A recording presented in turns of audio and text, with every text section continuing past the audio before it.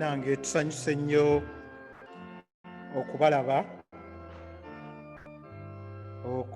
olwaleero. Katwanirize abali ku mukutu gwaffe ogwa Zoom, era twaniriza ne bannaffe mwenna abazze. Naalongo nnyo tusanyuse okukulaba nga we tulindako ne ku bannaffe abakyali mu kkubo nga bajja. Tugenda kutandika okusaba kwaffe. Kale twewombeeke tusabeko katono. Ayi Mukama Katonda omulungi, tukwebaza okutukomyawo nate okukusinza n'okukutendereza olwaleero. Ayi Mukama, byonna bye tunaagenda okuwulira, byonna bisige mu mitima gwaffe, bibeere nga bituyamba mu bulamu bwaffe bwe tutambulamu obwa bulijjo. Ayi Mukama, tukwebaza okutuyisa mu mwaka omukadde. Ayi Mukama, era tuwaayo na guno omupya, gutambule bulungi, nga tutambulira wamu ng'otulagirira amakubo amatuufu. Ebyo byonna tubisaba nga tuyita mu linnya lya Yesu Kristo Mukama waffe. Kale abooluganda, kambasabe tuyimuke tutandike okusinza kwaffe okwaleero nga tuyimba oluyimba 146. Oluyimba 146 nga tutandika okutendereza kwaffe okwaleero. Oh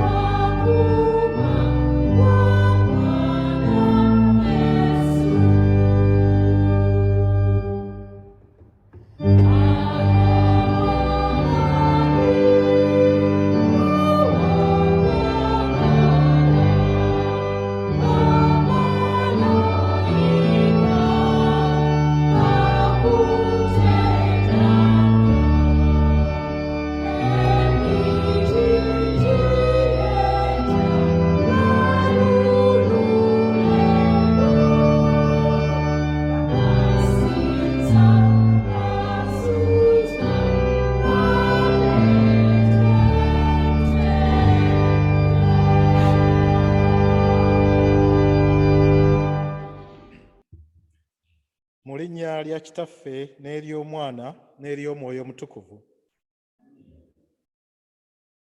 Abaagalwa ennyo, tukuŋŋaanye wano mu maaso ga Katonda Ayinza Byonna ne mu maaso g'ekibiina kyonna eky'omu ggulu okwewaayo eri Katonda nga tuyita mu Yesu Kristo Mukama waffe, okusinza kwaffe n'okutendereza kwaffe era n'okwebaza kwaffe, okusaba ku lwaffe ne ku lw'abalala, tulyoke tweyongere okumanyira ddala mu mazima obukulu bw'okwagala kwa Katonda, era tuwolese ebibala eby'ekisa kye mu bulamu bwaffe, era tusabe ku lw'abalala ebyo ebyetaagibwa ku lw'obulungi bwabwe.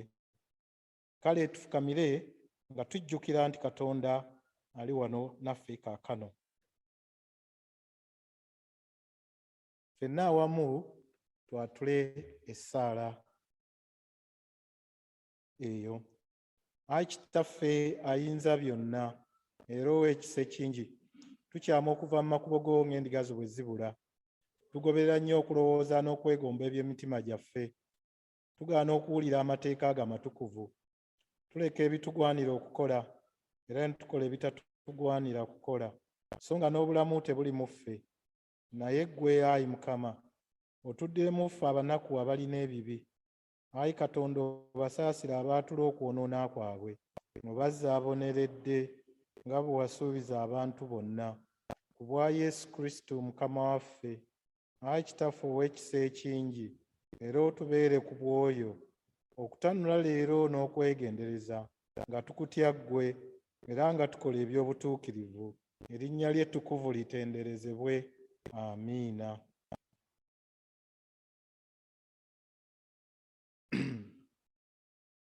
Kale katusobe essaala ey'okusonyiyibwa. Obawe tukwegayiridde Mukama waffe ow'ekisa abantu bo abakwesiga okusonyiyibwa n'emirembe, balongoosebwe ebibi byabwe byonna, balyoke bakuweerezenga n'omutima omutereevu ku bwa Yesu Kristo Mukama waffe. Ffenna tuyimuke tuddemu essaala ya Mukama waffe. Kitaffe ali mu ggulu, erinnya lyo litukuzibwe, obwakabaka bwo bujje, by'oyagala bikolebwe mu nsi nga bwe bikolebwa mu ggulu. Otuwe leero emmere yaffe eya leero, otusonyiwe okwonoona kwaffe nga ffe bwe tusonyiyibwa batusonoona. Totutwala mu kukemebwa, naye otulokole mu bubi, kubanga obwakabaka n'obuyinza n'ekitiibwa bibyo emirembe n'emirembe. Amiina. Ayi Mukama, otwasame emimwa gyaffe.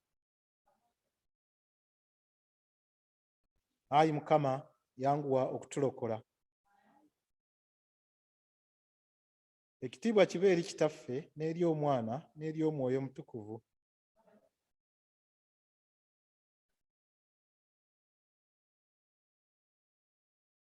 Mutendereze Mukama.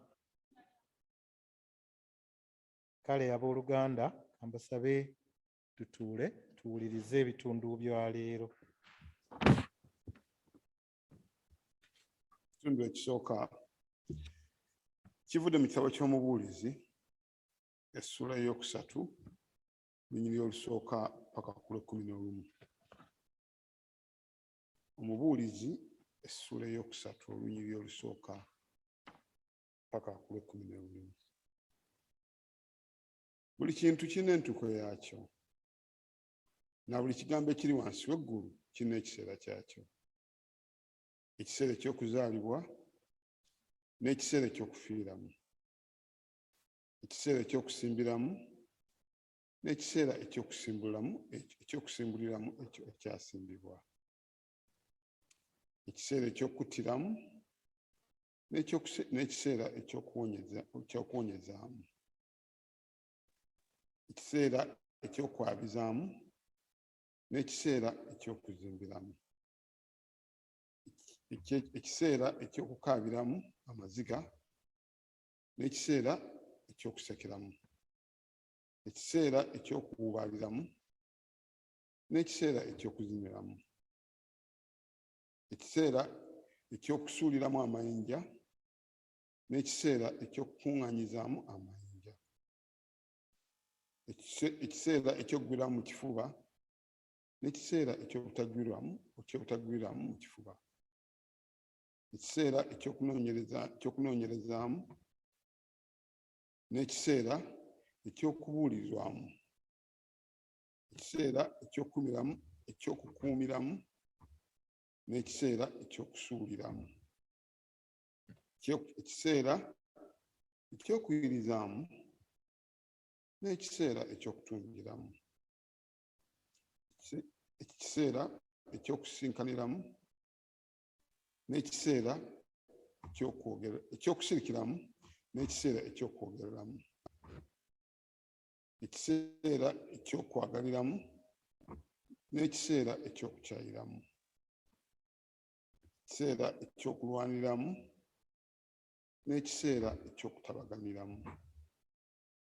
Magoba ki go gaafuna oyo akola emirimu mu ekyo mwateganira?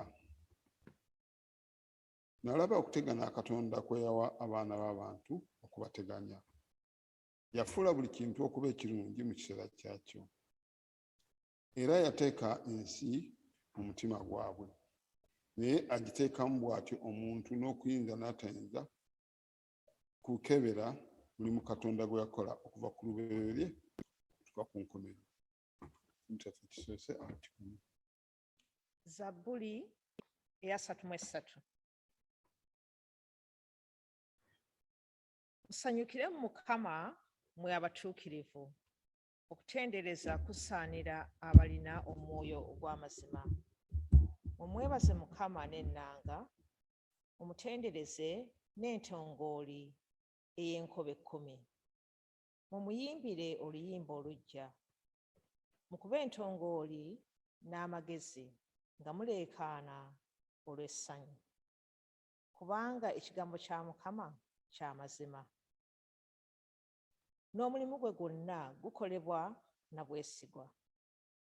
Ayagala obutuukirivu n'amazima.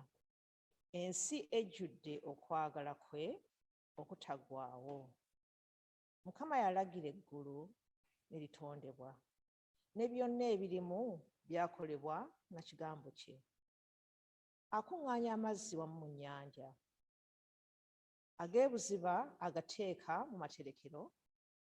Ensi yonna etyenga Mukama, bonna abali mu nsi bamuwenga ekitiibwa.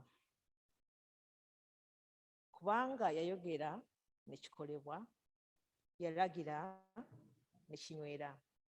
Mukama ajjawo okuteesa kw'amawanga, adibya ebirowoozo by'abantu. Okuteesa kwa Mukama kunywera ennaku zonna, n'ebirowoozo bye bibeerera emirembe gyonna. Yamukisa eggwanga eririna Mukama okuba Katonda waalyo. Abantu be yalonda okuba ababe bamukisa. Mukama asinziira mu ggulu n'alengera n'alaba abantu bonna. Asinziira mu ntebe ye ey'obwakabaka n'alaba abali ku nsi bonna. Ye yakola emitima gyabwe bonna, yekkaanya byonna bye bakola. Kabaka tawangula lwa ggye ddene, omutabaazi tawona lw'amaanyi ge amangi. Embalaasi tegassa okuwangula ne bw'eba y'amaanyi ennyo, si yeewonya omuntu. Laba, eriiso lya Mukama liri ku abo abamutya, ku abo abasuubirira mu kusaasira kwe, okubawonya okufa n'okubakuumanga abalamu mu biseera eby'enjala. Tulindirira Mukama, oyo mubeezi waffe era ye ngabo yaffe. Tusanyukira mu ye kubanga twesiga erinnya lye ettukuvu. Okusaasira kwo, Ayi Mukama, kubeerenga ku ffe nga ffe bwe tusuubirira mu ggwe. Ekitiibwa kibe eri Kitaffe Katonda ne Mwana ery'omwoyo mutukuvu abibereberye bwekiribe kaakano bwekiriba emirembe n'emirembe. Ekitundu ekyokubiri kivudde mu Luka essuula 4 olunyiriri olw'14 okutuuka ku lunyiriri olwa 21. Awo Yesu n'akomawo e Ggaliraaya mu maanyi ag'omwoyo. Ettutumu lye ne ligenda nga libuna mu nsi zonna eziriraanyeewo. N'ayigirizanga mu makuŋŋaaniro gaabwe bonna nga bamutendereza. Yesu n'ajja e Nazaaleesi gye yakulira. Ku lunaku olwa Ssabbiiti n'ayingira mu kkuŋŋaaniro nga bwe yali empisa ye, n'ayimirira okusoma. Ne bamuwa ekitabo kya nnabbi Isaaya. N'abikkula ekitabo, n'alaba ekitundu awawandiikiddwa nti, Omwoyo gwa Mukama guli ku nze, kubanga yanfukako amafuta okubuulira abaavu ebigambo ebirungi. Antumye okutegeeza abanyage okuteebwa, n'okuzibula abazibe b'amaaso, okuta abanyigirizibwa, okulangirira omwaka gwa Mukama ogwakkirizibwa. N'abikkako ekitabo, n'akiddiza omuweereza n'atuula. Abantu bonna abaali mu kkuŋŋaaniro ne bamusimbako amaaso. N'atandika okubagamba nti, olwaleero ebyawandiikibwa bino bituukiridde mu matu gammwe. Kitundu Weebale nnyo nnyabo. Kale abooluganda, tuyimuke tuyimbe oluyimba lwaffe olwokubiri, mujje eri Yesu temulwawo.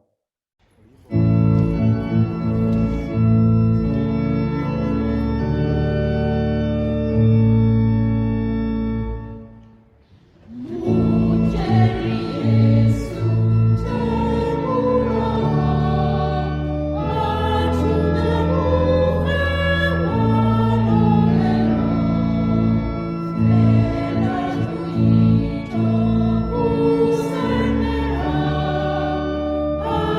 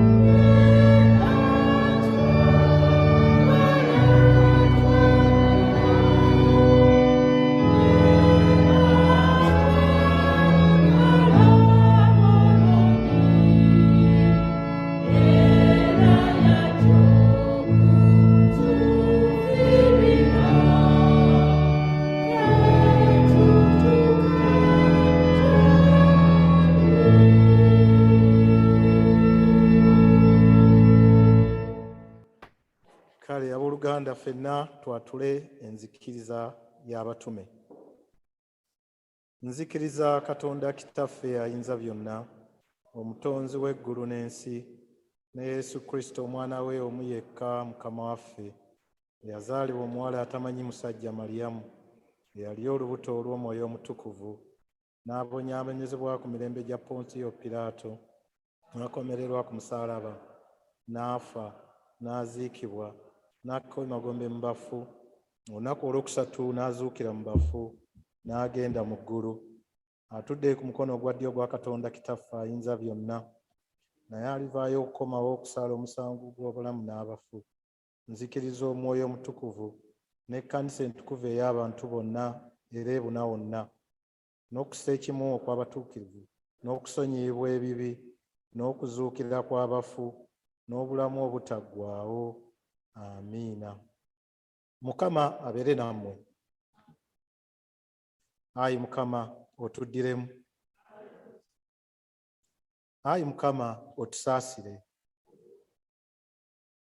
Ayi Mukama lokola abafuzi baffe. Yambaza abaweereza abo obutuukirivu. Ayi Mukama lokola abantu bo. Ayi Mukama otuwe emirembe mu nnaku zaffe.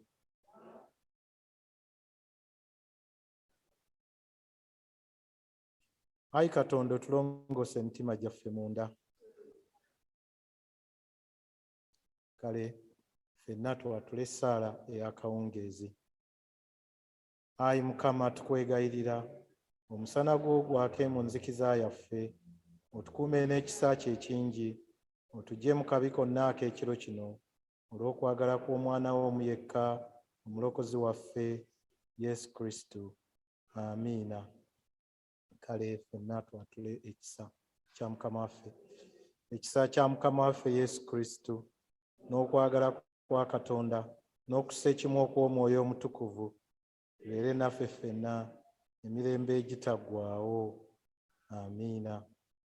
Kale abooluganda tukkakkane tweyongere okusaba. Katwewombeeke tweyongere okusaba.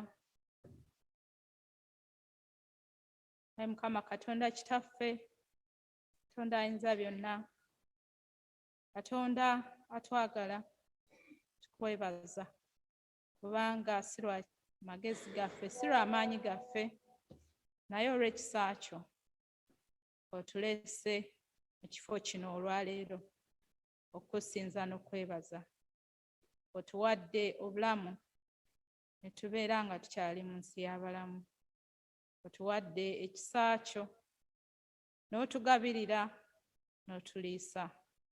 Mukama Katonda Kitange, eby'okwebaza bingi nnyo kubanga tewali kyonna kye tukola kuva ku kussa omukka, okuzuukuka ku makya, okwebaka olw'eggulu nga si ggwe okikiriza.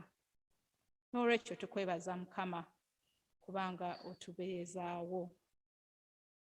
Mukama Katonda tukwebaza nate olw'okuba otugabirira mu kiseera kino. Tujja gy'oli Mukama nti newankubadde nga otwagadde bw'otyo otukoze obulungi, tusobya ne tuva mu kkubo lyo. Mukama tusaasire, tusonyiwe ebibi byaffe. Mukama otunaaze n'omusaayi gw'omwana we Yesu Kristo ogwayika. Kubanga Mukama tegwayika buyiisi, naye yajja okunaaza ffe abalina ebibi. Yajja kubanga ku nsi tekuli muntu atuukiridde. Mukama totugobera bweru bulijjo, nga bwe wakkiriza omwana eyali yabula yakomawo lwa kitaawe, bw'otubulira mu lugero, naffe tukkirize bwe tuba tubuze otukomyewo gy'oli, era otuwanirire n'ekisa kyo okutuyisa mu nsi eno ey'ebibi. Ayi Mukama, wulira okusaba kwaffe. Mukama, tujja mu maaso go ng'abaana bo Mukama. Mukama Kitange, tumanyi tuliwo mu nsi eno kubanga wakkiriza tubeewo. Watuwa ebirungi bingi Mukama ku nsi bye tulaba ne bye tutalaba. Watuwa abaana, watuwadde Ayi Mukama Katonda emikwano, tuwadde famire. Mukama tuleeta mu maaso go kisa kyo famire zaffe. Mukama okusooka byonna tusabira famire zaffe ze tutabeera nazo, abali gye twava eka e Uganda ne mu nsi yonna. Mukama bateekeko obukuumi bwo. Mukama tusabira abazadde baffe, Mukama obakuume, abasinga nga bali mu myaka emizibu n'abamu nga batugenzeeko, ffe tufuuse abazadde. Mukama wanirira Ayi Mukama famire. Mukama tusabira abaana baffe, Kitange abali mu nsi eno, naddala ensi eno ejjuddemu ebizibu eri abaana abato n'abavubuka. Mukama tukusaba obeetooloozeko olukomera lwo, obateekeko obukuumi bwo, obatangire eri obubi bwonna, eri obuzibu bwonna Mukama obuva ku bannaabwe n'obuva ku bantu abatabaagaliza. Mukama tukusaba Kitange okuuma abaana baffe. Mukama obawanirire, obayise mu kusoma mweno ensi. Erimu challenges ez'abaana abaddugavu, naye ate bo Mukama basukkulume, kuba Ayi Mukama Katonda abakwesiga tebabeera mikira, babeera mitwe. Abaana baffe tukusaba obafuula emitwe. Mukama tusaba abo bonna abali mu bibuuzo mu kiseera kino, naddala abali mu mocks, abali mu final year. Mukama tukusaba Mukama obakulembere, obawe omwoyo w'amagezi n'okumanya n'okujjukira n'okutegeera bye basoma. Ku nkomerero ya byonna Mukama obawanguze, batendereze erinnya lyo. Ayi Mukama wulira okusaba kwaffe. Kitange twongera okusabira Ayi Mukama ekkanisa yo mu nsi yonna. Mukama Katonda mundala mu nsi ekkanisa yo gyeyiganyizibwa, baba balanga okwagala Yesu Kristo. Mukama Katonda watugamba nti tuliyiganyizibwa, naye olibeerawo, yimirira nabo. Mukama Katonda bawa amaanyi. Kitange tukusaba naffe abali wano mu kkanisa eno, tusaba ekkanisa eno Kitange ogiwe Ayi Mukama Katonda omwoyo ow'enjawulo. Mukama tusaba okuviira ddala ku dayosisi etutwala eya Southwark. Tusabira Bishop waffe okusalawo kwonna kwakola, ebirowoozo byonna by'alina nga bikwatagana n'obuweereza bwo bibe nga Ayi Mukama biweereddwayo okuva gy'oli, aluŋŋamirizibwe mwoyo omutukuvu yekka. Mukama Katonda ne mu kkanisa yaffe tusabira Ayi Mukama Katonda ekkanisa. Tusaba Ayi Mukama Katonda Kitange mu kiseera kino oveeyo mu ngeri ey'enjawulo mu kkanisa yaffe, okugisobozesa Ayi Mukama okuyimirira n'okutwala obuweereza mu maaso. Kitange tuleme okukola ekintu kyonna nga kyesigamiziddwa ku magezi gaffe. Tukwesige mu buli mbeera yonna, n'oluvannyuma Ayi Mukama tukulabe tugambe nti bino Mukama yabikoze. Tukwesize Mukama. Ayi Mukama wulira okusaba kwaffe. Mukama tusabira emirembe mu nsi yonna Ayi Mukama, ntalo ensi ezirimu obutabanguko. Mukama okusinga byonna tumanyi nti ensi eyaffe gye tuva e Uganda teteredde ntende, tetulina mirembe. Abantu abasinga Mukama bali mu mbeera ey'obutasobola kwewanirira, bali mu mbeera ey'obulabe, bali mu mbeera ey'obusibe, bali mu mbeera Ayi Mukama ey'okunoonya nga beebuuza nti oliwa Kitange. Abaana ba Isirayiri Ayi Mukama baabeera mu buwambe emyaka 40 babaviirayo. Mukama tukusaba oviireyo ensi Uganda ng'emyaka teginnawera 40. Taata tusabira Ayi Mukama abakulembeze baffe bakulemberere mu mwoyo wo. Ayi Mukama tusaba Ayi Mukama otuwe obukulembeze obutuufu obuva gy'oli. Kuba Ayi Mukama Zabbuli egamba nti abakulembeze abakyamu bakulembera ensi wabeerawo okukaaba n'okuluma obujiji. Naye abakulembeze abatuufu bwe bajja ensi esanyuka era ekola. Taata tusabira abakulembeze batuufu mu nsi yaffe. Mukama tukukaabiridde, tukwegayiridde, wulira eddoboozi lyaffe. Nawano nnyini we tuli Mukama, tulaba ebigenda maaso oluusi nga si byebyo ebiwa abaana bo omukisa, ebiwa abaana bo obusobozi obw'okugenda maaso. Mukama ekiseera kino nga buli kintu kyonna kyambuse kirinnye, abantu nga tebasobola nakuteekako hitingi mu nnyumba yaabwe, abantu nga tebasobola kwetuusaako buli kye baagala. Mu cost of living crisis, Mukama tukukoowoola. Kubanga Ayi Mukama abaana ba Isirayiri ne bwe baali mu ddungu nga mmere teriwo, ggwe wabawa emmaanu ne balya. Naye mu kiseera kino Mukama tukusaba ogabirire abaana bo, ogabirire abakristo bo, abakristaayo, n'abantu bonna Mukama abakwesiga, n'abantu bonna abeetaaga. Mukama ddala abalina ennaku, abasula wabweru mu bunnyogovu obungi, abatalina kyakulya. Mukama Katonda tukusaba ogabirire abantu bo. Mukama tusaba Ayi Mukama ogabirire abalina obulemu nga tebasobola kwetuusako bintu bye beetaaga. Ayi Mukama wulira okusaba kwaffe. Mukama tusabira abalwadde abo abali mu masekkati gaffe olwaleero, ng'oli oli wano olina obulumi bwonna oba obulwadde. Saba oweeyo mu kiseera kino nga tusabira abalwadde okusabako. Mukama akukyalire mu bulwadde bwonna bw'oyitamu, akujjanjabe. Tusabira abasigaddeeko abatasobodde kujja olw'obulwadde. Mukama bannaffe abamu tulwawo nga tetubalaba naye nga tetumanyi nti bayita mu mbeera enzibu ne mu biseera ebizibu. Mukama tusaba buli omu waali omutuukeko, omukyalire Mukama, omunyige, omujjanjabe. Tusabira abalwadde abali ku bitanda. Tusabira abo abalinda operations mu kiseera kino Mukama. Ngeri enjawulo nsaba okusabira mama wange agenda okuyita mu operation endala. Ayi Mukama Katonda kitange, beerawo, obeere omusawo, obeere omujjanjabi, obeere omuwi w'amagezi. Mukama tusabira abafiiriddwa nga bali Mukama Katonda kitange mu kunyolwa olw'okuviibwako abantu baabwe. Kiseera kino tusabira abaserukenya okuviibwako taata waabwe Mwami Kyefulumya. Tusabira abantu bonna Mukama abaviiriddwako ab'emikwano n'abo abajjukira abantu baabwe ababavaako.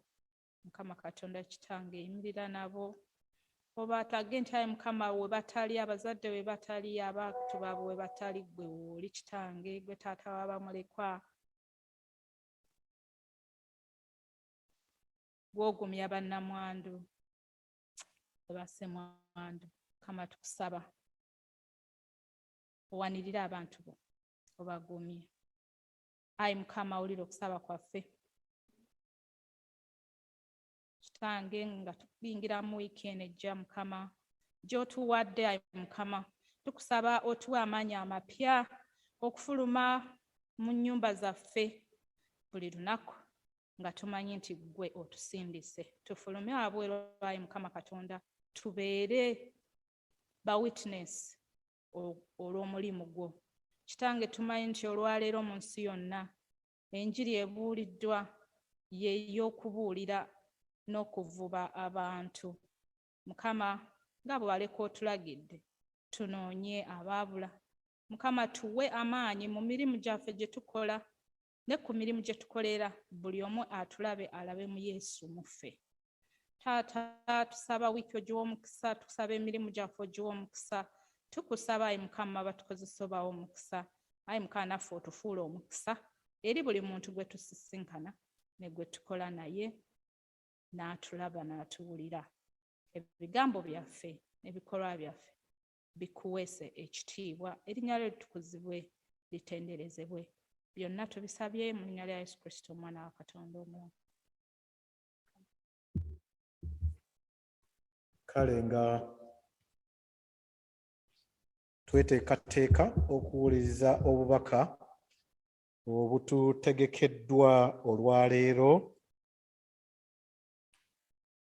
katwanirize mukoddomi wange atusibidde ettu ly'olwaleero.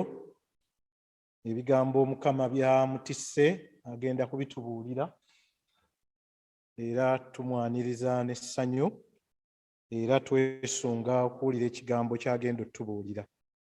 Kale nga bwe tulinda era nga bwe tweteekateeka obubaka obwo, mbasaba muyimuke tuyimbe oluyimba lwaffe olwokusatu, 241, Yesu abakkiriza. 241, Yesu abakkiriza, nga bwe tweteekateeka okuwulira obubaka bwaffe obututegekeddwa olwaleero.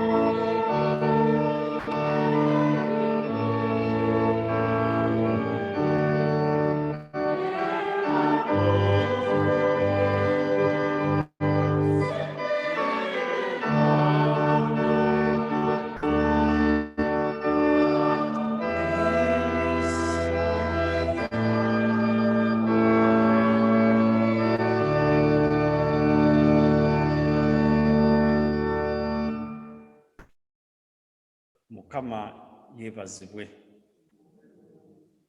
Abakkiriza bonna balina ebibi. Weewaawo namusiza kwakulinaanyaawo muge nti munange we bali kujja kuliko omwaka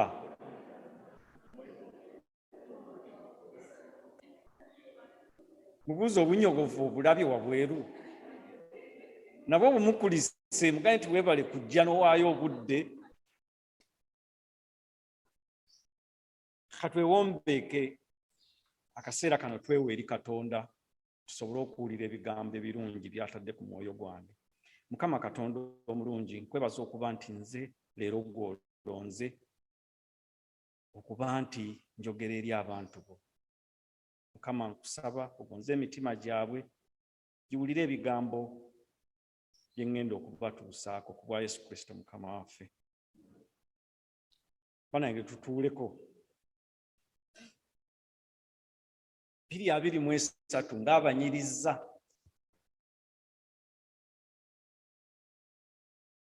Amiina. Banange ebyawandiikibwa mubiwulidde. Kasooke mmale okwaniriza mukulu wange Seezi nandudde okulaba. Weeyongera kunyirira wuubako kajjamba abantu bakulabe. Kuba mwami Walusimbi takumanyi bulungi, njagala akumanyi. Ebyawandiikibwa banange tubiwulidde. Naye munansonyiwa ngenda kubeera very brief kuba mukama wange omukubiriza yansabye erondoza ku ssaawa 5. Weyantegeereza nti nze leero ngenda okuyimirira wano. Naye Mukama mulungi. Obeera omubuulizi olina okubeera nga Kapa. Kapa mugimanyi? Ne bw'ogikasuka kuva ku bire, ne bw'ogikasuka kuvaawa egwa ku magulu. Mwalimu gyeyeko nga bagikasuse ng'egudde ku lubiriizi oba erina okugwa ku magulu. Naye nange omukubiriza lwabadde yankasuse ku makya ga leero, kansuubire nti I'll land on my feet.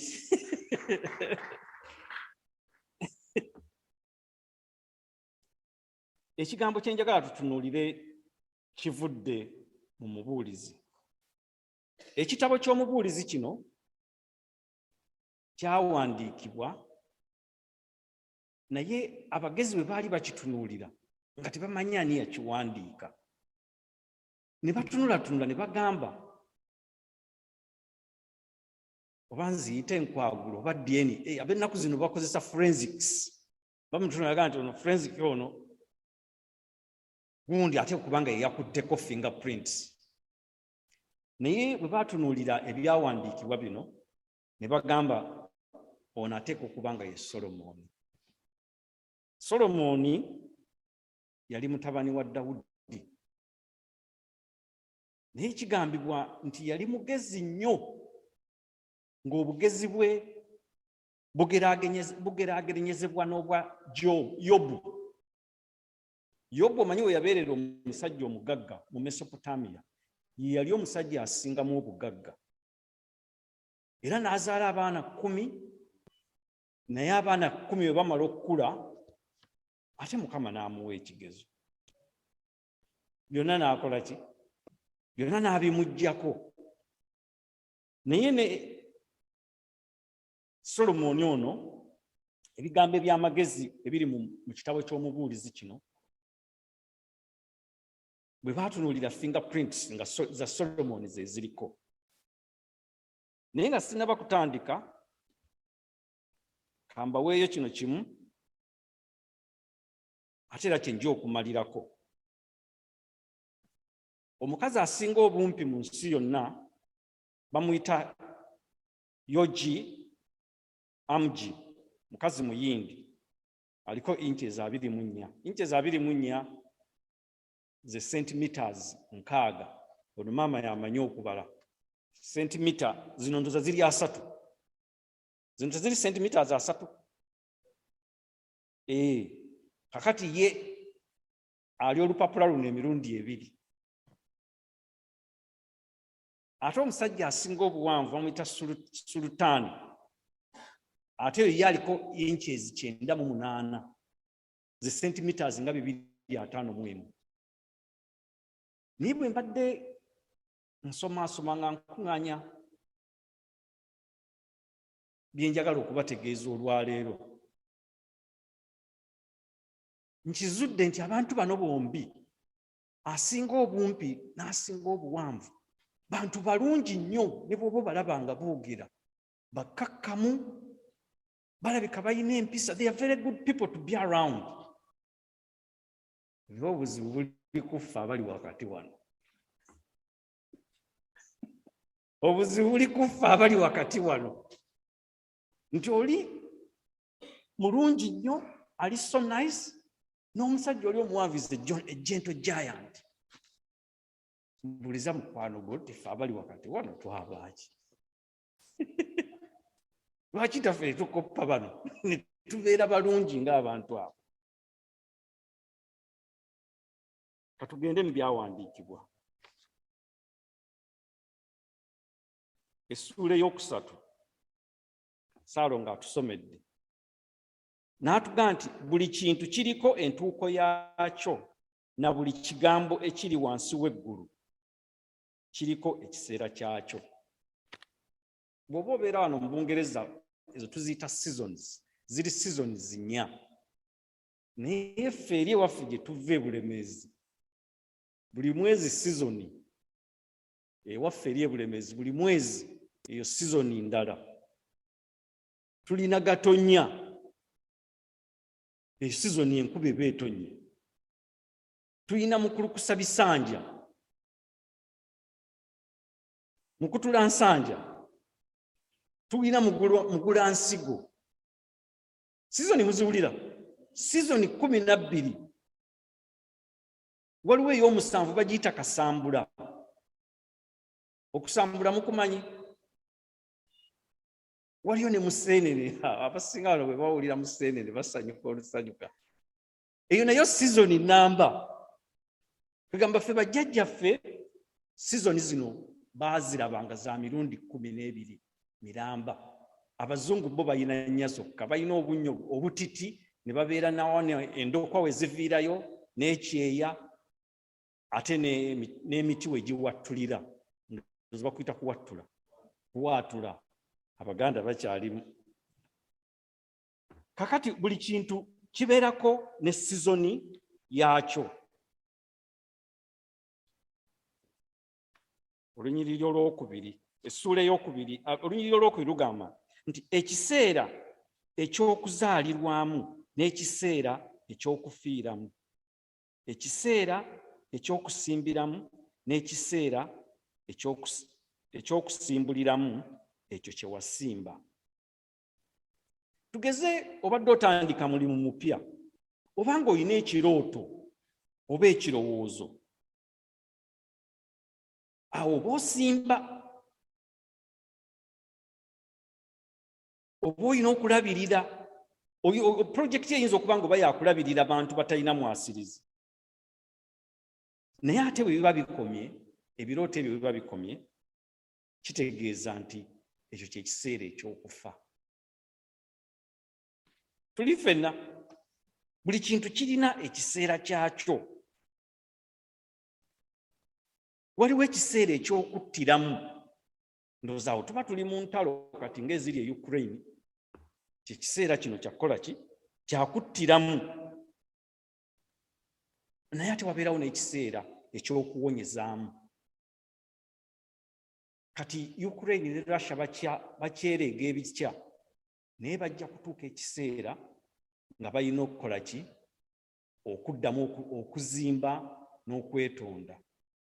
Nabadde ennaku ezo mbigoberera ne ngamba abasajja bano balina engeri gye bakolamu ebintu, balina tanka ze baagala okuweereza ziyambe ku Ukraine. Ne mwana tanka zino z'abasajja bano B'Amerika, z'abasajja Bangereza. Naye omuntu alina layisinsi ezitunda mu Germany. Ate etteeka liri nti ettanka ezo tozitunda nga waliwo obwegugungo. Omuntu alina kujja okugula tanka ezo mu peace time naye bwe muba muli mu ntalo tanka ezo amateeka agazikwatako gagamba nti tezikola ki. Kakati abasajja Abamerika bagenze Germany ne bavaawo ne bagenda ne banyola mu Germany omukono ne bamugamba olina okuwa Ukraine tanka zino kuba zino tanka zaffe nti twakkiriziganya tanka zino tetuziteeka mu ntalo kuba baziyita namuzisa. Era ne bamala basindikayo tanka nga 6 Russia akajanja kaba kagiwedde naye kati Germany temanyi nayo ki kyakkola kubanga omuntu okutandika okubeera kamanda waayo olina okusooka okukenkuka emyaka 6. Ekyo wali okirabyewo ng'oyiga buyizi ku kamandinga tanka zino. Naye abasajja bagendera ku biki ebiragiro bye bakkiriziganya naye bano baagala kukola ki kukyusa kunyola Germany mukono ekkirizeewo eyo ebyokulwanyisa bino ekiseera ekyokutta kisobole okugenda mu maaso. Yo Germany egamba nti tulindeko. Wangi mumbejja waliyo ekiseera ekyokukaabiramu amaziga n'ekiseera ekyokusekeramu, ekiseera ekyokuwuubaaliramu n'ekiseera ekyokuziniramu amazina. Abaganda bagamba nti zikusooka walibeerawo akaseera ak'okulafuubana. Oyinza okuba nga olafuubana ng'ozimba bizinensi oba osula osoma okeera mu muzira. Sinakindi weetegekere ebiseera bye eby'omu bukadde. Omubuulizi bw'atyo bw'awandiika omusajja ono yali omugezi Solomoni. Naye wano omuntu ayinza okukuba bbusu by'okuŋŋaanyiza byonna n'abigabana n'amalindirizi. Bw'oba oyita mu mbeera eyo nsaba Mukama yanguye amazina go kuba agambye waliyo ekiseera ekyaki ky'okuzanyuka eky'okuzina. Mukama aleme gakeere yakuteeremu obwangu. Musajja wange mukwano gwange yalinga Sheikh Muzata ng'agamba nti akuteeremu obwangu ya Rabbi. Beba mama kalungi ebintu obimanyi baraka. Okiwulidde ebiseera ebyaki buli kintu kibaako ekiseera kyakyo. Naye Abasiraamu bagamba nti Mungu akuteeremu obwangu. Naye naawe bw'oba olina embeera eyo gy'oyitamu Mungu akuteeremu obwangu. Katugende ku lunyiriro lw'okutaano. Waliwo ekiseera ekyokusuuliramu amayinja n'ekiseera ekyokukuŋŋaanyizaamu amayinja. Ekiseera ekyokugwiramu mu kifuba n'ekiseera eky'obutagwiramu mu kifuba. Amayinja nno gano byalinga byakulwanyisa kuba bw'osoma obusomi Bayibuli oyinza obutategeera ti kukasuka amayinja ki kye baliko. Okukasuka amayinja envumulo mwagimanya. Ani yagikasuka? Teyali Dawudi n'akuba Abafirisuuti. Naye bwe yakozesa envumulo, singa osoma Samwiri ekisooka essula 17 olunyiriri olwa 49, Dawudi yakwata mu nsawo ye n'aggyayo ejjinja n'alikuba Omufirisuuti abaali basigaddewo, Kakokola ye yabajjuna. Naye amayinja ago mu biseera ebyo bwe baalumbanga abantu bwe baagendanga okulwana ng'ennimiro zaabwe bazikasukamu amayinja paka ebirime byonna byonna bye baabikubanga amayinja. Ebyo ebiseera eby'entalo. Naye ng'ate ebiseera ebyo bwe biggwako ng'amayinja ago balina okukola ki? Okuddamu okugakuŋŋaanya. Kati ndowooza Moscow ne Ukraine bali mu kukasuka mayinja. Bagakasuka buli wamu. okiwulira mbuliza mukwano gwo nti gwe oli mu kaseera kyo kuŋŋaanya mayinja oba oli mu kugakasuka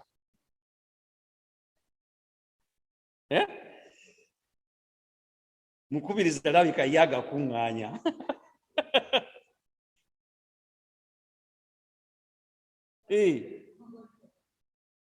tewali agakasuka olina okugakuŋŋaanya mu biseera bino ebyemirembe kuba ekiseera kiyinza bino omugezi Solomoni yagamba ebyo ebiseera biri bibiri either oba ogakuŋŋaanya oba oba ogakasuka okuŋŋaanya amayinja oyinza okuba nga ofuna bumanyirivu ofuna bukugu knowledge oyinza okuba okuŋŋaanya capital okiwulira oyinza okuba nga weteekateeka abazungu baganga olinda the rain day gwe ge mayinja g'olina okuŋŋaanya sigambye nti genda e Ukraine zibeefuke okiwulira oyinza okuba nga oli ku ssomero osoma ago ge mayinja ago g'okuŋŋaanya kakati tuwulira waliwo skills shortage nyingi mama Kalungi yasomesa yali mu STEM bakimala bati mama Kalungi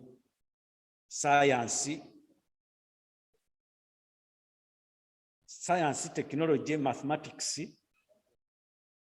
bwekityo waliwo skills shortage omanyiza empuliriza nnyo LBC gyo babadde bagamba nti abasomesa ebintu ebyo baweebwe omusaala nga musavako okusinga kuki ku bannaabo abasomesa ebintu bya art naye omusajja yakoze very good argument n'agamba nti TV technology yagiri emabega oba tugeze iPhone technology yagiri emabega abantu abakola STEM be bagikola ki be bagizimba naye ate artist senga tagikola nebanga enyirira bweti oyinza ogiyitako n'ogamba sijja gikola ki sijja gigula n'agamba nti abantu bonna tukola ki tubeetaaga kakati bannange knowledge tugikuŋŋaanye mayinja g'olina okukuŋŋaanya oba capital gwe mukuŋŋaanya mumukuŋŋaanye tuli ffenna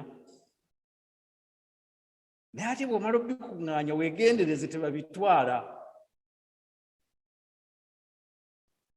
kubanga abatwazi bo babitwala bamansa bimanse tebamanyi buzibu buli mu kubikuŋŋaanya tuli ffenna babanga jjanzi bw'okwata okugulu nga lita buga nti kiki ng'akuwa buga nti munnaffe ono ssente amanse bintu agaba bigabe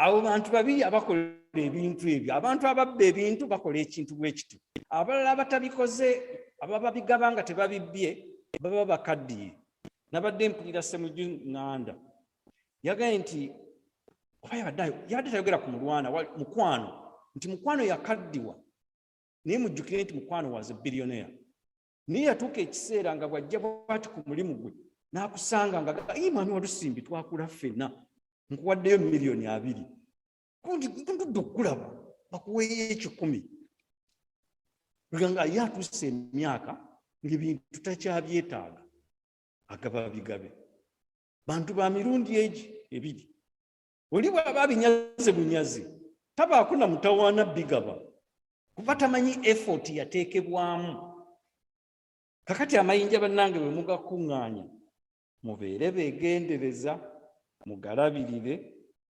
abantu baleme gabajjako bampadde akaseera katono nnyo omukubiriza yampadde akaseera katono naye nga sinnamaliriza kankubuuze oba mbuuliza mukwano gwo mu kaseera kano bwe kabeera kakusiga gwe osiga ki kiki ky'osiga osiga lugambo osiga kuwaayiriza osiga kuwalana osiga kubba, osiga kwagala, osiga bukyayi, anti Robina osiga ki? Mirembe, osiga bulimba, osiga mazima. Mujjukire nti asiga ssere akungula ssere. Bw'oba osiga mukwano ojja kukungula mukwano. Bw'oba osiga bukyayi. Kati akaseera kano omubuulizi omugezi Solomoni kagambye mukakozese bulungi musige kye mwagala okukungula. Kyonna ky'osiga ky'okungula. Kubanga Mukama mwenkanya. Tosobola genda, lumu nali njogera ne muwala wange, kati muntu mukulu, nga nsaba ssente, ozimanyi nga zakugula buntuntu ba bebi. Nemugaa naye nga sirina ssente. Nanga nti genda mu bbanka. Nemugaa nti munange nno nga tonnagenda mu bbanka. Ensimbi osooka ziteekayo. Nti bulijjo tugenda ozijjayo bujja nga sikulaba nko ng'oziteekayo. Ye ndowooza nga monetary system tagitegeera nti eri gye nkeera okukazana baziteekayo, nze ne ngenda ne nzijjayo. Kakati bw'oba olina ky'oyagala bw'oba oyagala okuziggya mu bbanga, ziteekeyo. Bw'oba oyagala kuggyayo mayinja, bw'oba oteekayo. Bw'oba oyagala kuggyayo bukyayi, bw'oba oteekayo. Bw'oba osiga bulimba, ky'osiga kyonna ojja kikungula. Kakati tuddeyo emabega wali, omukyalo oli asinga obumpi n'omwami asinga obuwanvu. Lwaki bo balungi nnyo nga ffe abali wakati wano ffe bazibu?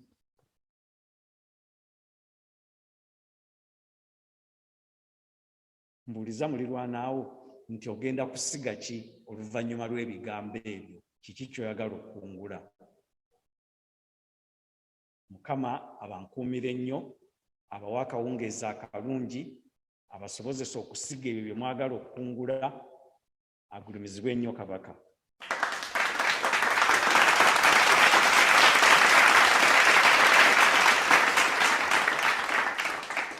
Ssebo weebale nnyo ebigambo ebyo ebinyuvu bwe bityo. Kale Abakristaayo nga bwe muwulidde, essaawa ya kusiga. Ky'osiga ky'okungula.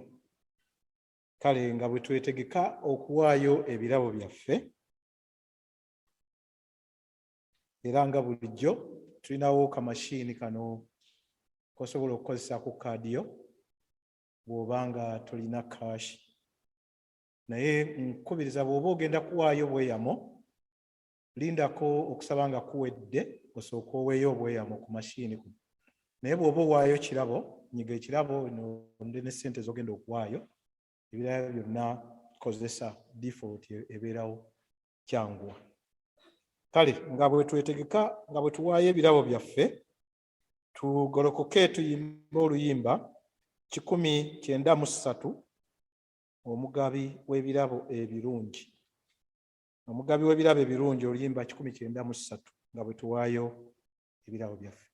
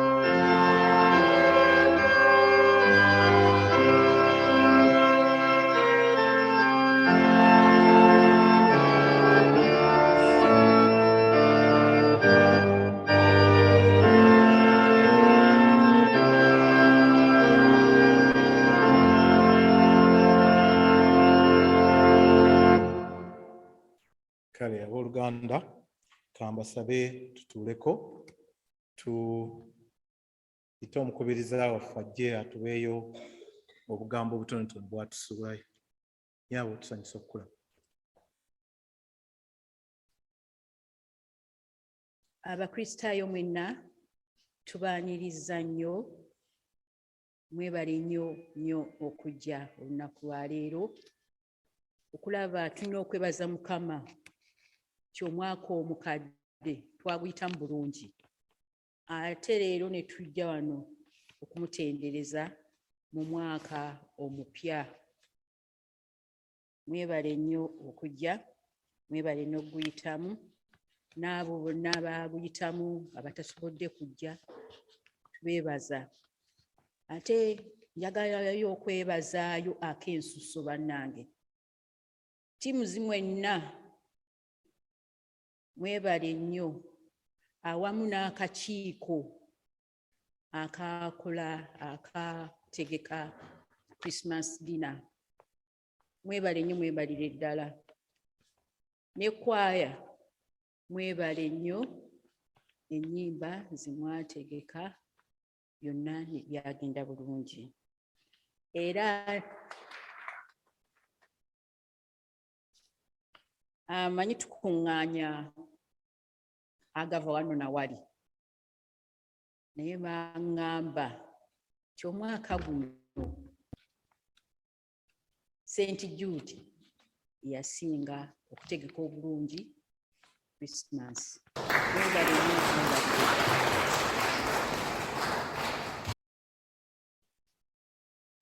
njagala nnyo okusaasira oba twagala okusaasira abo bonna abalwadde abatasobodde kujja wano, abalwadde abali eka, abalwadde abali mu malwaliro.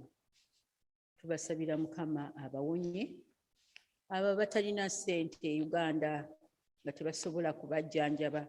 Tusaba Mukama abaleetere obuyambi basobole okugenda mu malwaliro n'okuwona. Ate mbeebaza mmwe abali wano abaweereza obuyambi eka, abantu baffe ne basobola okubeera obulungi oba obulungiku. Mwebale nnyo, mwebalire ddala.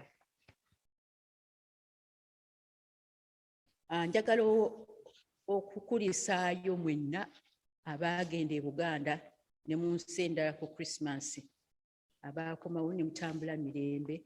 Mukama yeebale bakomyawo.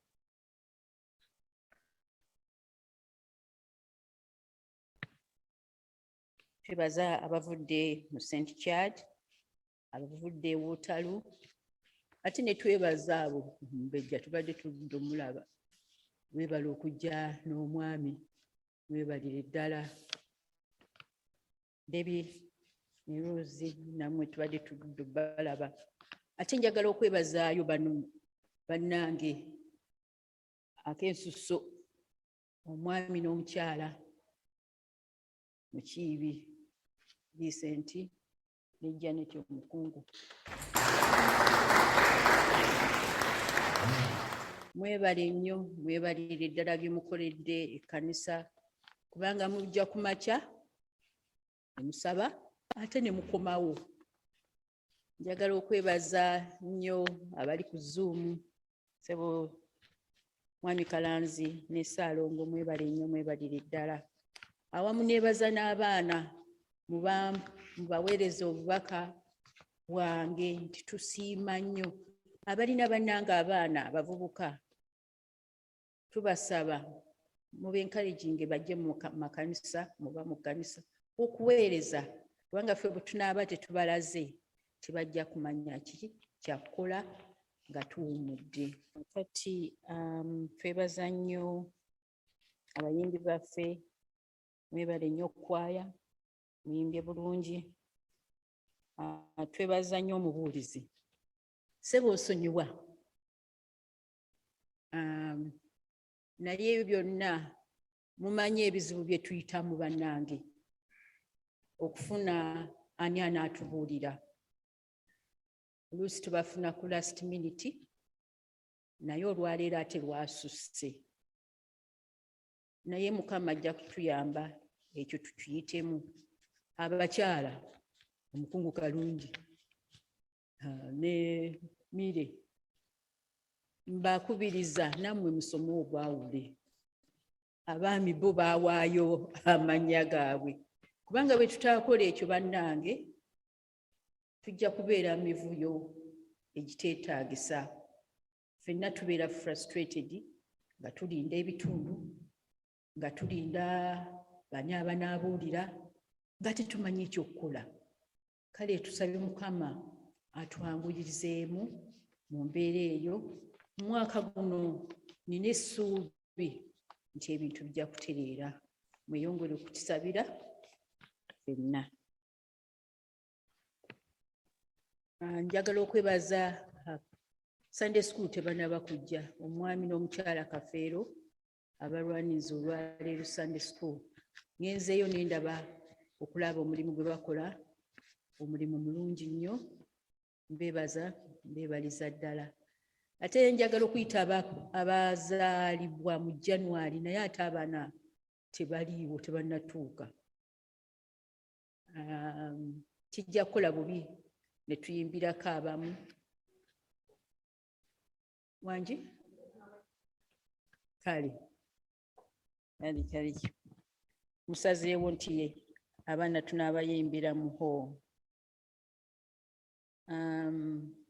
Tulina ebintu bingi bye twagala okukola mu mwaka guno. Naye tujja kubiyitamu batuteesezza. Obunaddako tujja kubabuulira biki bye twagala ebintu okugenda mu maaso okulaba nti abo ababadde tebakyajja mu kkanisa nga bakomawo. Era mujja kukomawo mwenna abaagenda, bonna abaagenda. Mukama yandaze nti mwenna mujja kukomawo kubanga wano we mwatandikira.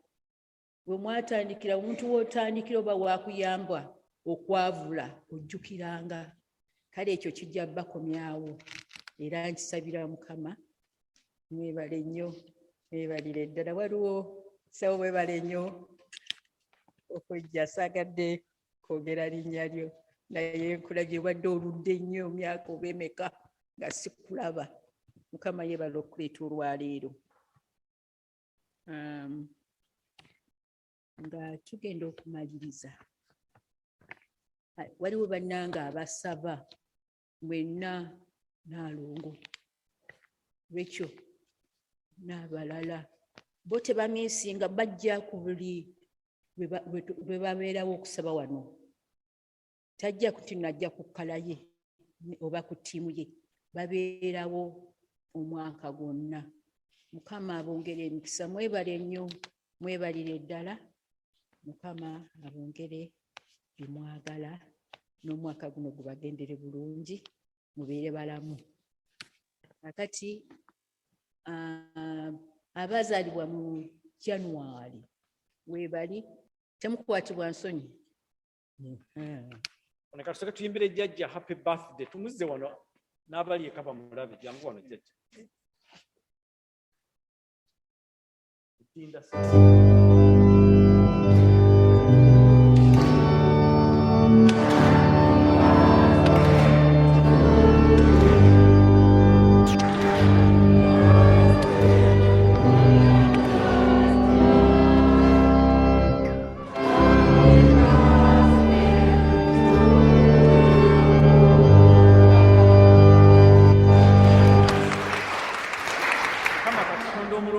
Jjajja waffe ono mukwano gwaffe ate maama waffe mikono gyo. Tukwebaza okuba nti omuwadde emyaka gino gyonna mingi gyemmanyi naye gy'amanyi. Era tusaba omwongereyo emirala bufukunya ng'obugulu bw'eggongolo. Osindike bamalayika bo bamukuume, bamuwerekere, bamugabirire, bamumalire ebyetaago bye ku bwa Yesu Kristo tusabye. Kati kino kirango Omumbejja Irene Lubega akulira abakyala abasabye musigaleeko emabega tusobole okuteesa ku Women's Day ejja okubeerawo mu March. Abavubuka bajja kubeera ne meeting ku Friday nejja okuva ku ssaawa 11 okutuusa ku ssaawa 1 ez'akawungeezi abavubuka bava ku myaka 11 ne badda ku myaka ne bakoma ku myaka 18. Abalina abaana abavubuka mubaleete era mubuulire n'abavubuka abalala basobole okubeegattako. Olwaleero twebaza ttiimu Yokaana yetuweereza. Mwebale nnyo, mwebalire ddala, mwebale okutuula, mwebale bye munaatugabula bwe tuva wano tugenda muho tufuneyo kacaayi n'akookulya. Abanaddako okuweereza ye ttiimu Makko. Bannange nyagala nnyo okwebaza Makko, tebannaba kutuweereza naye ntunula bye bakola. Bo beetegese dda, bali ready, tebalinda nanka wiiki yaabwe nga banoonya abasoma ebitundu anaakola kino. Bo baba organizinga dda nga balina ne ssente eziri awo. Kale ttiimu zonna senga tukoppa oba mukoppa Makko, ebintu bijja genda bulungi ddala mu maaso. Mwebale nnyo, mwebalire ddala okutuulanga okutakuma.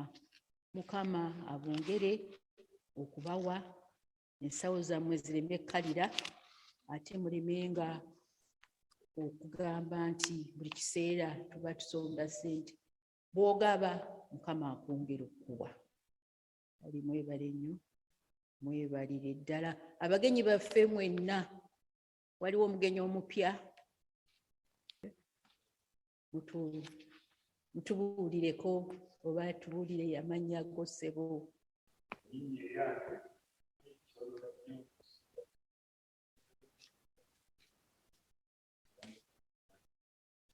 Tusanyuse nnyo okulaba awo wonootuulanga buli lw'onojjanga. Mukama akwongere emikisa. Neebazaayo ak'ensusu ke kasembayo. Ssebo omubuulizi, weebale nnyo, weebalire ddala okutubuulira obulungi ennyo bw'otyo. Mukama yakutendeka dda, w'obuzeemu okuteekamu engatto otandike okukolaki, okubuulira officially, naye nga obimanyi bulungi, teri kikulema. Weebale nnyo okusiga. Ndowooza buli omwana asiga bulungi omwaka guno.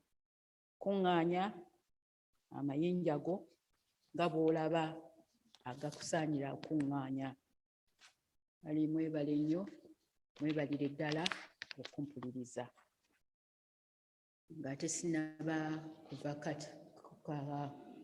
kambi wano. Omukungu Janet alina kyayagala okutugambayo. Twebaza Mukama again neebazizza dda mu kusaba naye atumwebaza olw'omwaka 2023 gwatuleeseemu. Atuleese olw'ensonga ate ayagala tusigale wo olw'ensonga. Buli omu anoonye ensonga eyo lwakyakuleeseewo omwaka guno. Twebaza Mukama olw'obubaka bw'olwaleero. Abadde mu saaviisi y'okumakya wano omusumba n'atuwa obubaka okukwatagana n'olunaku lwaleero n'ebitundu ebisomeddwa olwaleero.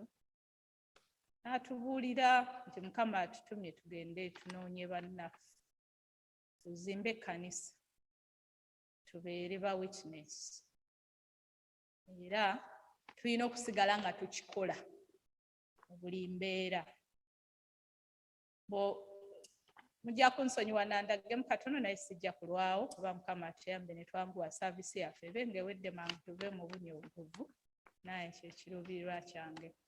Naye ebigambo bye ngenda okwogera bikulu nnyo, n'olwekyo nsaba mubiweemu obudde tubiwulirize. Nenabbiwa ka background katono nnyo nti mu mbeera Mukama zaatuteekamu mu nsi atuwa ekigambo kye olw'ensonga.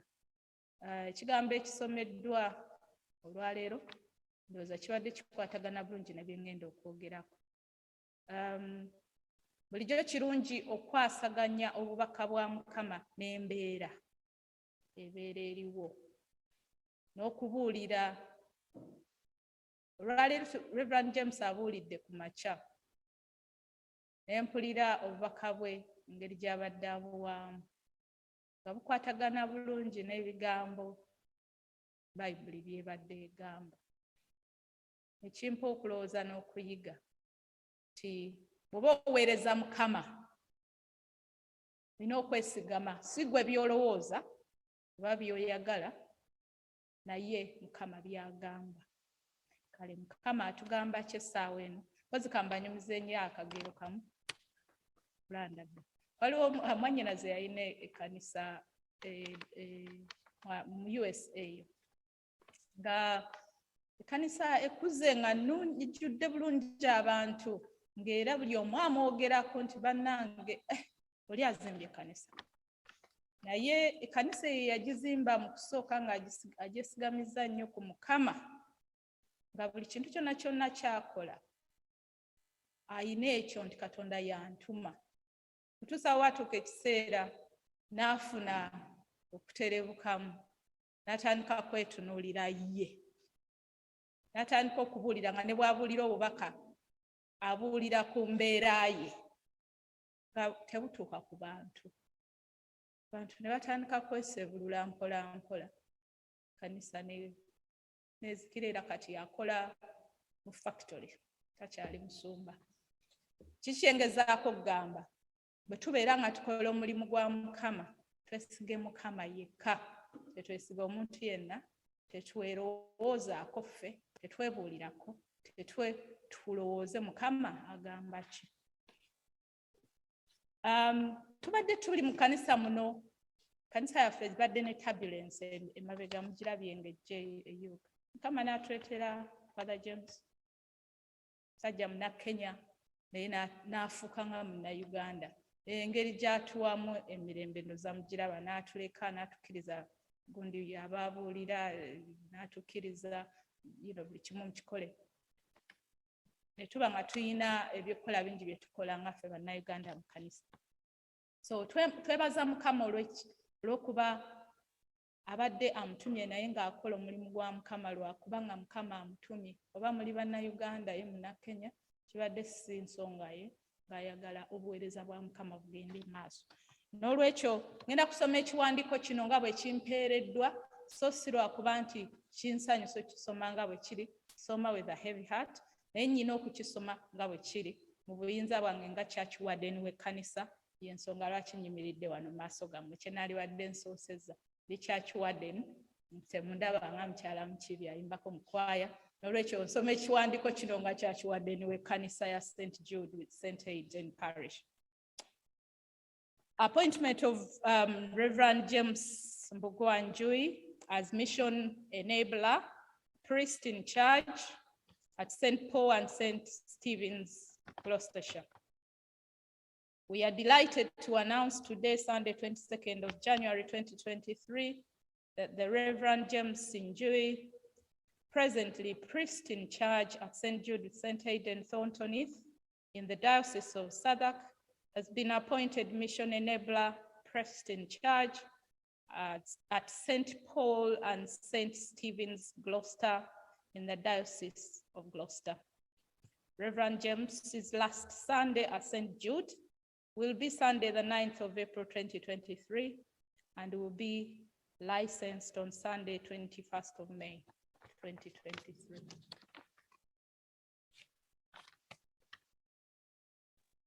Reverend James ajja kuba ava wano buweereza bwe bugenda Gloucester nga omwezi gwa March gugwako. Babadde baweereza naye very closely. Tujja bagamba nti tujja kuba tusubiddwa, naye tulina okumanya nga obubaka bwe bugambye olwaliwo buli kintu kirina season. Wabeerawo season y'okubeera n'omusumba wammwe ne season y'omusumba wammwe okugenda. Wabeerawo season y'okunakwala n'ey'okusanyuka. Wabeerawo season y'okuyitibwa ku St. Jude n'okuyitibwa awala. Katukkirize nti okuyitibwa okwo bwe kutyo bwe kuli. Ffenna tuyingire mu kiseera eky'okusaba. n'okwewaayo eri Mukama kubanga tetumanyi ani gw'atuweereza naye atuweereza oyo ye gw'alonze anaatwala missoni eno nga buweereza so si nga ye kyayagala. Mukama abawe omukisa. N'aba baagala okwogera ekisinga tunaayogera mu hall. God bless you. Kale ka nsabe muganda wange mukulu wange mukoddomi wange ajje atusabire omukisa. Mukama atuwa omukisa, atutangire eri obubi bwonna era atukuumire mu bulamu obutaggwaawo. Amiina. Tugende mirembe mu mirembe gya Kristo. Kale tugolokoke tuyimbe oluyimba 225 gw'ekibuga kya Katonda nga tufundikira kusinza kwaffe okwa leero. Oluyimba 225 nga tuggalawo okusinza kwa leero.